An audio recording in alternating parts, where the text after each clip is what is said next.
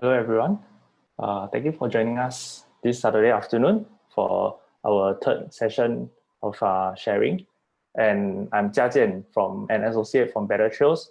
And today I'll actually be sharing about my Everest Base Camp trek in December of 2016.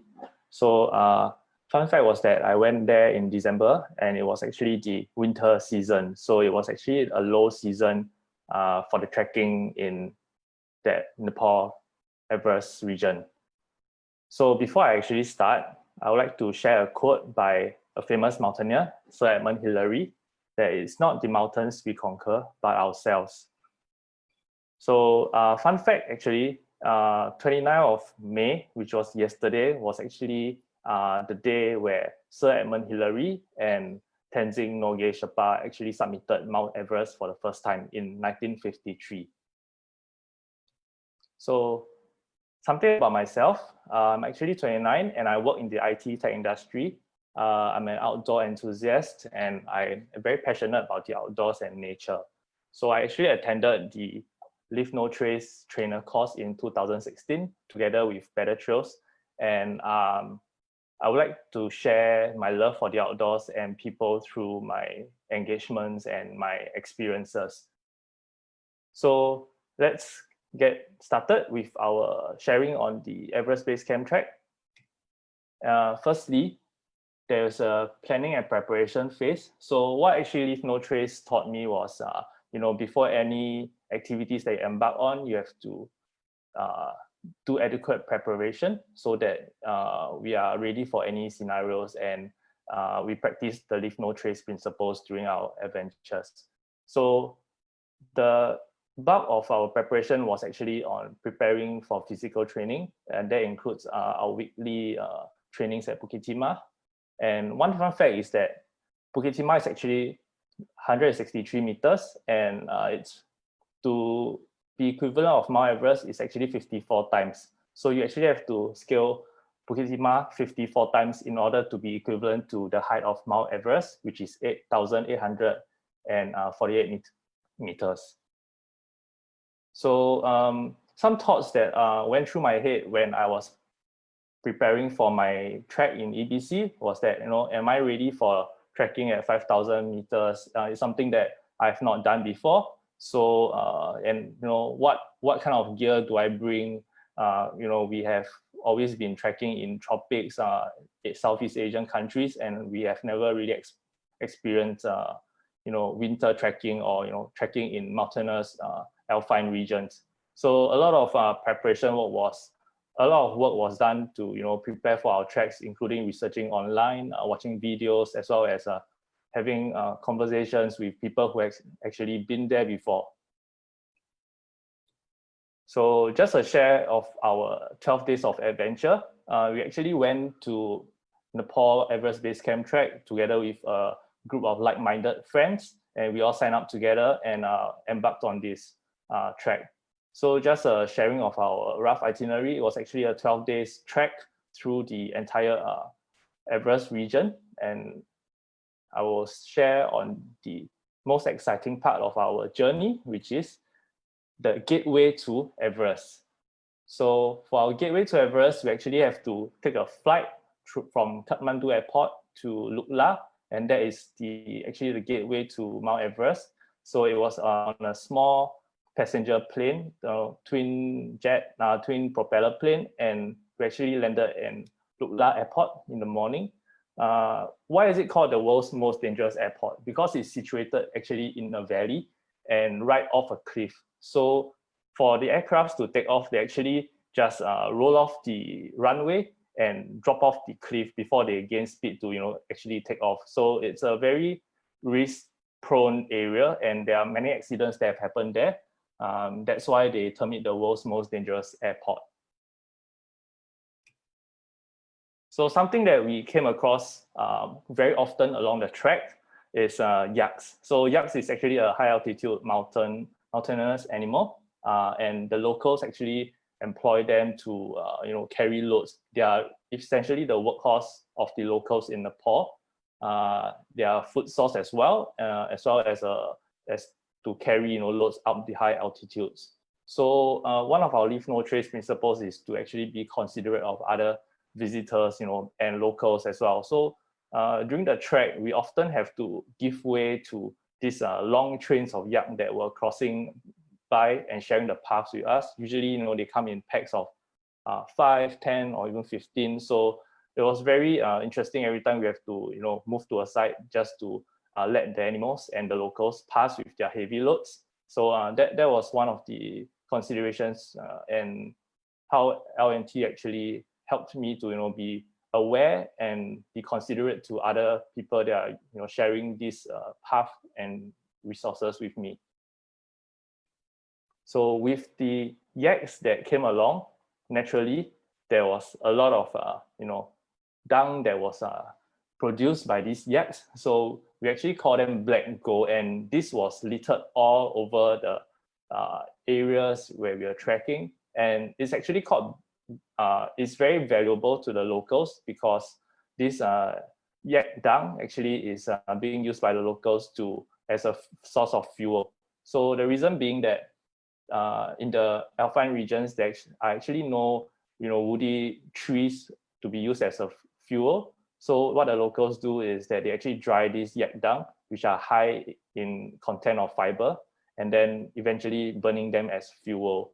So this is something that the locals actually do to make use of whatever resources they have. And on the topic of this, right, for the trekkers, there are actually no toilets or public toilets or any places that we are able to use along the trek to relieve ourselves if we need to. So aside from the guest house, which we rest in during our breaks or at night, during the trek, if we have to relieve ourselves, we actually have to find a secluded spot behind a bush or something just to relieve ourselves. So also coming from a leave no trace perspective, it has taught me, to be aware of, and how to not leave any traces. So I was very aware of this, and when we were looking for places to relieve ourselves, I tried to, be aware if there are any water sources nearby, or is it going to be impacting other visitors? Because along the way, we do see like many areas where visitors, trekkers relieve themselves, and then it was really just beside a footpath where people are walking. So that might be a little inconsiderate to other visitors. So we just have to be mindful of that when we were trekking.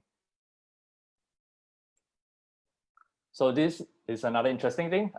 There's this phrase that is called Dhal power, 24-hour. So what is Dhal actually? Dhal is actually a local dish that the locals eat. It's actually rice with lentil soup. And there's this phrase that goes Dhal power, 24-hour, because it's very high in nutrition and energy, and it actually gives the locals and whoever is eating it, sufficient energy to fuel for the rest of the day. So aside from yaks, we also often have to share our paths with the locals who are, this is actually their villages and everything. So they carry loads up to where they were.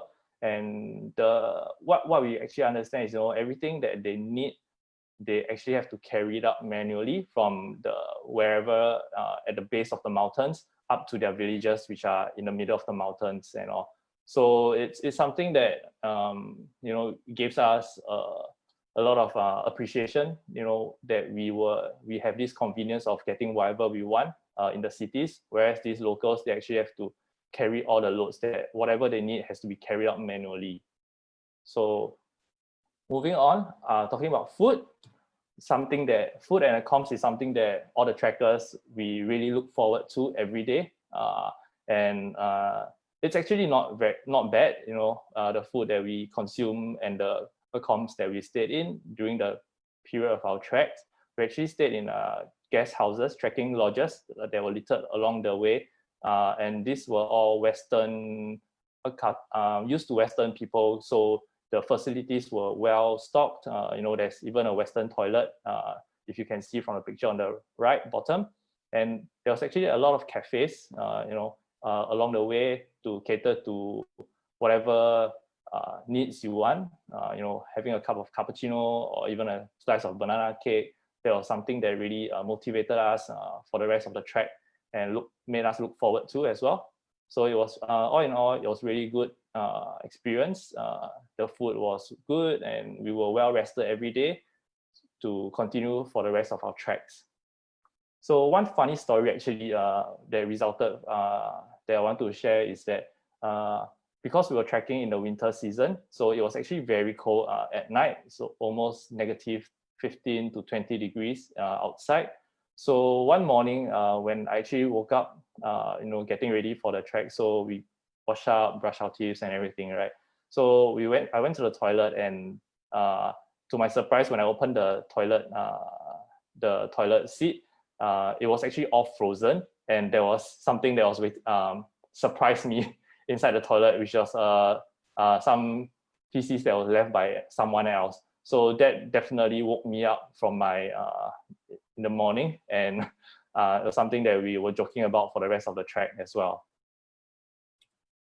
So being the winter season, actually, it was very cold when the sun was down, and whenever we were in the valleys, in the shadows, we can actually feel the chill of the wind and everything. So most of our treks, we were trying to chase the sun in order to stay warm, and it's very spectacular, the sights and the views in the mountains, the valleys and everything. So this was what we motivated us to keep going, to keep trekking, so that our end goal every day was to reach our intended rest point comfortably and in the sunlight still. So along the way, we actually come across these memorials for the mountaineers. It's something that is very solemn, and if you notice, the one on the right is actually by a mountaineer called Scott Fisher. So for those who know, he's actually a mountaineer that passed away in 1996 on the summit of Everest, and actually inspired there was a book that was inspired called Into Thin Air, as well as the recent movie called Everest. So he was actually portrayed by a character in the movie as well. So these are some of the memorials that we came across, for mountaineers who perished on Everest while trying to pursue their dreams. And something else that we came across was, these are memorials for I have no idea who. They were left by other trekkers, I guess. So on the left, we actually saw some makeshift rock arrangements, probably of some names and whoever that went past, as well as drawings on rocks with names and dates, and so all this, I thought that it was something that wasn't really relevant, aside from the people who actually drew them. Someone who actually passed by later, subsequently, like myself, there would not be much relevance or much significance to the context. There was no context essentially. So other than that, it was just not pleasing to the view as well. It affected, let's say I wanted to take a nice picture of the mountains and everything, but there were these drawings, artificial drawings. So my thoughts, coming from a Leave No Trace perspective, is that I want to help other people enjoy the outdoors as well. And one way I can do that is by leaving the outdoors as unaltered as possible, so that other people can enjoy what I actually enjoy as well. So if there are other trekkers who come across a nice view, they were able to enjoy the same thing as I did, and not something that I've added on, such as a drawing or a date or my name on it. So this is actually the last village that we passed by before we reached Everest Base Camp. It's actually called Gorak Shack, but we renamed it as Gorak Shack because at 5,000 meters, all of us were really tired. The air was thin, dry, and dusty. So, but knowing that we were nearing our goal of reaching Everest Base Camp, all of us had renewed energy to push on and take the last 2-3 hours trek just to reach Everest Base Camp. So, and last, we finally reached Everest Base Camp on 5,364 meters. So one fun fact is that actually Everest Base Camp is not a fixed location. It's actually an arbitrary location that the campers, that people who are going for expedition to Mount Everest actually just decide to set up their base camp. But generally, it's located at the foot of the Khumbu Glacier. So after much hard work, we actually reached the base camp, and this is a picture that was taken by some of us who were there together with our guides in the picture. And we actually brought our Singapore flag along because we were really proud of our achievements, and we took a picture to commemorate the occasion. And so the next morning, actually, some of us, 3 brave souls, we actually took a trek to Patthar. So actually, Patthar is a little mount from where we could actually see Everest, the summit of Everest. So from Everest Base Camp, you can't actually see the summit of Everest because of how the terrain was molded. So in order to actually see the summit of Mount Everest, we have to do a trek to a little hill that was facing right across from Mount Everest. So from this viewpoint, we could actually see Mount Everest, and the view was very spectacular, especially in the sunrise. And we left for this trek actually in the morning at about 3 a.m. and it was really, really cold, like -20, and most of us were dressed in multiple layers of jackets. I think I had 3 layers of jackets, if I recall correctly. And this was the highest point that we reached, actually, higher than Everest Base Camp, which was 5,545 meters. And this was a really nice picture that was taken by one of my friends who was on the trek as well. So it was a panoramic view, and in this picture, you can actually see Mount Everest as well as the surrounding mountains and the famous Khumbu Ice Fall. So you might be wondering why Everest is actually lower than the surrounding mountains, but that's because we were taking it from a viewpoint that it's not in line, and Everest is actually behind the rest of the mountains. That's why it's appearing as lower than the surrounding mountains.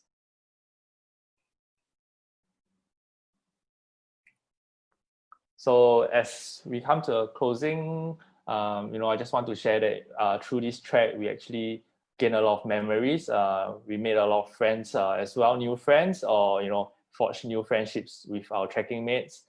Some of which we have continued on, and we have went for more treks subsequently to other areas such as Indonesia and such. So this on the left actually are the full trekking team together with our porters and our guides. So the porters really are very strong, locals, and they carry all our essential items for us, while we only have to carry a day pack.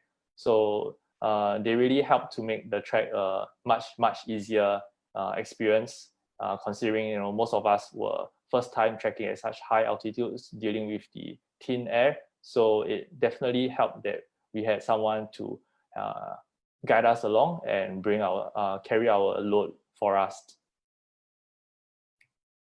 So I think that actually concludes more or less my days in Nepal. I actually spent 33 days in Nepal, not just on the trek itself, which took us about 14 days. So I actually spent additional time in Nepal, and I was very blown away by the hospitality and how the locals were really, really nice to our foreign friends. So I actually spent Christmas with a local Nepali family.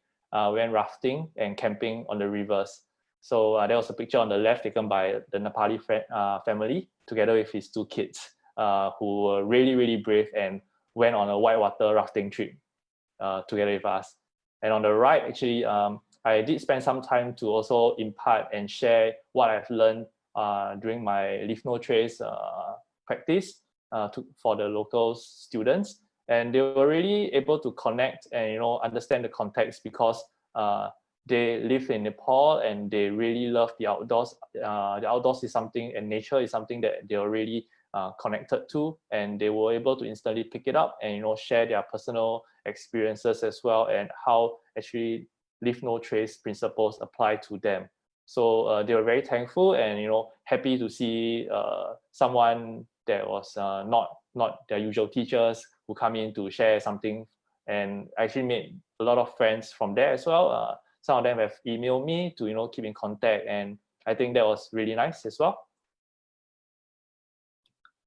So I've come to the end of my sharing session, and thank you for sitting through this with me on a rainy Saturday afternoon. So I would like to share that we have planned many upcoming activities, and one of them there is a fireside chat that will happen next Saturday as well in the evening. So this will be hosted by Chi Hua and Jeremy, one of our Better Trails associates and the founder as well. So we will be talking about the recommendations of going outdoors in view of COVID-19. So stay tuned for more information that will come out soon on our social media platforms, and you can sign up for it through the links. And if you love being the outdoors like me, feel free to join us on our social media platforms. Facebook, Instagram, YouTube. The links are all there, and I look forward to seeing you guys. Once this situation improves, and let's all get outdoors together. And stay safe and positive, and have a good weekend.